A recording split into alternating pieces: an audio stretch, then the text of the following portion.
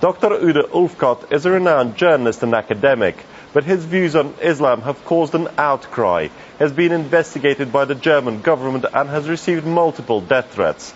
Now, Dr. Ulfkott, what are your issues with Islam? Whenever you see a tribe in the Amazonas in Brasilia that is untouched by a different culture, everybody is going to stand up and to say you have to protect this tribe that is not affected by Western or Eastern or Muslim or whatever culture. You have to protect those people, yeah?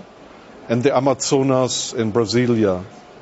So what I believe is that there is a place for Muslims in this world and for their culture. They have a place to live in, and there is a place for European and Western culture to live in.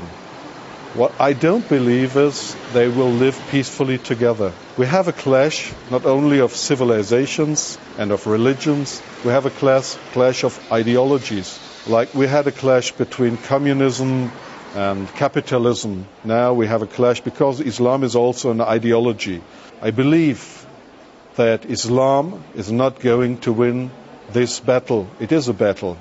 I believe I'm not afraid that the Muslims will overrun Europe. No, I don't believe that, because I believe that what we have done in the past several times, the people will stand up and say, we are fed up, we don't want that anymore, and try to push them back, and that will be violent.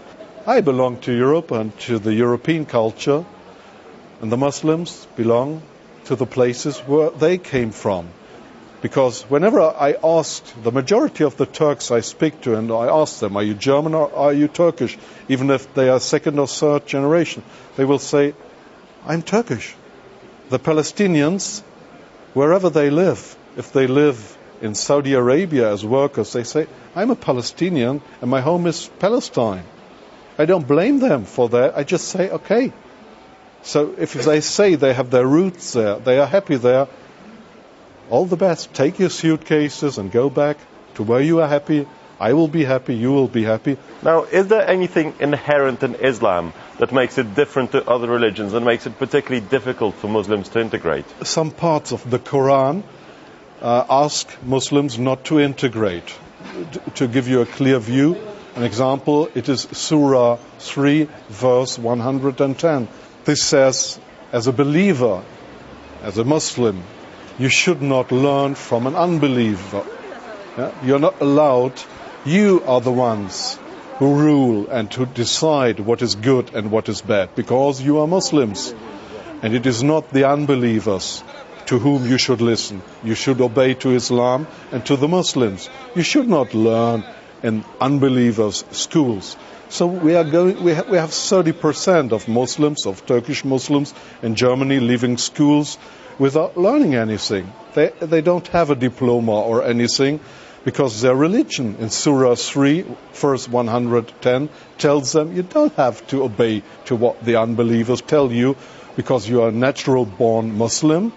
You're more worse than an unbeliever. Why don't you listen to what they tell you? Forget that. So this is going to cause conflicts. This is going to cause big problems. You could never publicly, and especially not in the mass media, you could never talk about incest in the Islamic culture, that people who are relatives, cousins, if they marry, and that is common in Pakistan, common in Turkey, common in Morocco, if they marry and if they do the incest, that it will not be good, because they have schizophrenia, they have diseases.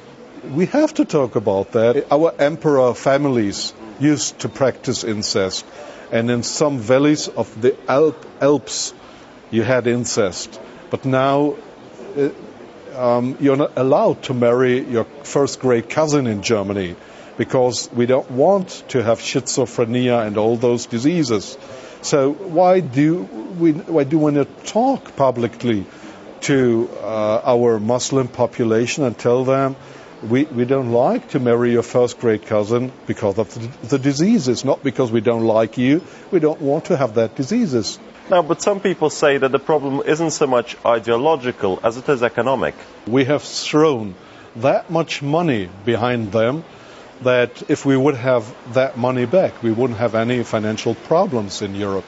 So we always say, all those problems have to do with the social background of these groups, these Muslim groups that do not behave as we want them to behave.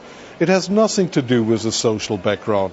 It is the ideology and the economical problems. What we have right now is also because they have taken a lot of money from us. To give you an example, the migrants in Germany have so far, up to the year 2007, they have taken more than 1 billion, I mean the English billion, not the American. They have taken more than 1 billion euros more out of our social welfare system than what they have paid into our system. 1 billion euros. To give you an idea what that means, we have debts. The German government has debts. The total amount of the German government's debt is 1.7 billion euros. What part has the media played in this? The mainstream media has played a very, very big part in that, because whenever you have criticized the situation, they did not print it. It was against political correctness, as a majority of the journalists in Europe, not only in Germany, the majority of the journalists are out of the 86th generation. That means a left-wing generation who clearly wanted to have this migration movement and who clearly wanted to have a new human being mixed from different cultures of the world. It was not bad what they wanted. The idea of having a new human being that will live peacefully in the future together, that was not a bad idea, but just in reality it does not function. Have you personally suffered for your beliefs? 2 times I had to leave my home because I have death threats. I had death threats. I still have them. And we live in anonymity. We had police protection for a long, long time. But my family and me, we decided we don't want to have that anymore. There is many people in Europe who are threatened to be killed by Muslims. It is not only me. My hand is absolutely quiet if I would die this moment, because I have the feeling with my belief, with whatever I do, this is the right way for me. Are you a Christian? I was born in a Christian family, and when I was 21, 22 years, I have thrown away Christianity. I have denied my roots, the roots of my Christian family. I have decided to be an atheist. I was traveling through the Muslim world for the Frankfurter Allgemeine newspaper, and I converted to Islam in Herat in Afghanistan.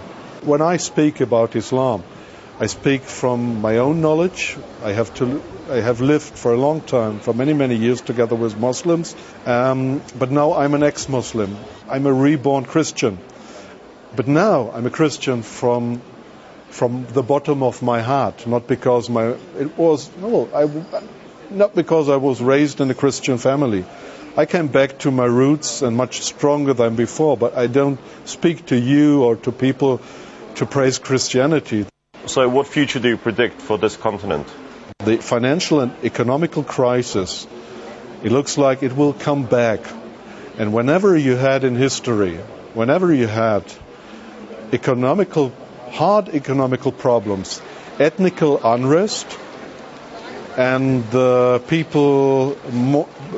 large groups not respect the state laws and the power of the state. When this respect is gone, you had war or civil war. We have breaking news. This man received death threats and we have all looked the other way. Won't even answer that question. Answer one question. America, last time I checked, was the home of the brave.